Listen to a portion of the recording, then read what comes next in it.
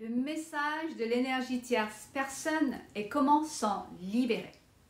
Alors son message c'est « Je suis la manifestation physique d'un aspect de toi et de ton jumeau ou jumelle, duquel vous êtes en déni. Une part de vous-même que vous jugez, rejetez ou supprimez. Et je suis manifestée dans la réalité, dans la matière, pour vous aider à en prendre conscience. » Ces énergies viennent de vos croyances limitantes, de vos blessures de séparation intérieure.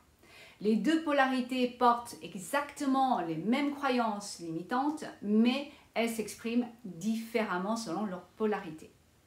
Les partenaires karmiques, les tierces personnes, sont nés d'une mémoire commune. L'impossibilité d'unir votre amour dans la matière à travers plusieurs incarnations et qui nourrissent encore la séparation aujourd'hui.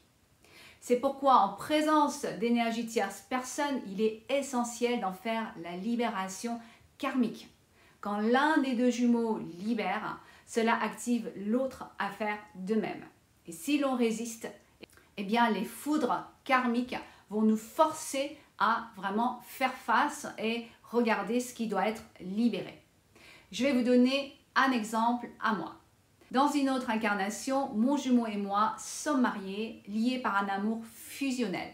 Nous n'existons pas par nous-mêmes qu'à travers l'autre.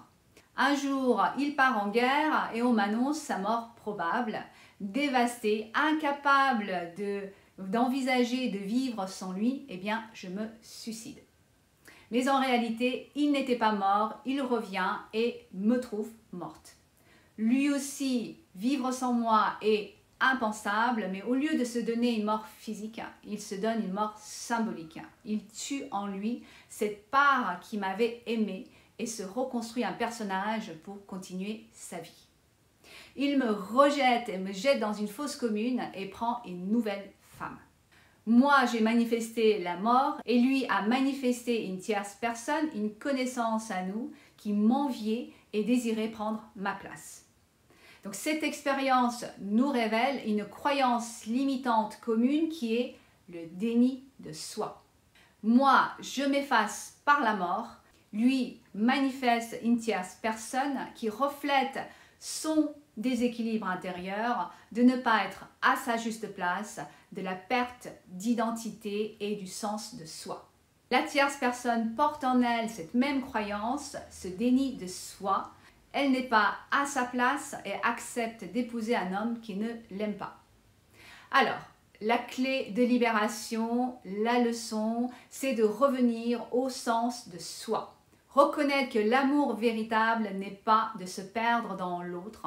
L'amour, c'est la rencontre de deux êtres déjà complets, deux êtres qui se tiennent debout, chacun à leur place, unis par le choix de l'amour et non par le manque.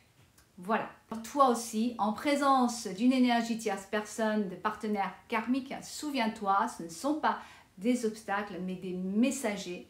Elles te montrent la croyance ou les croyances qui doivent être libérées.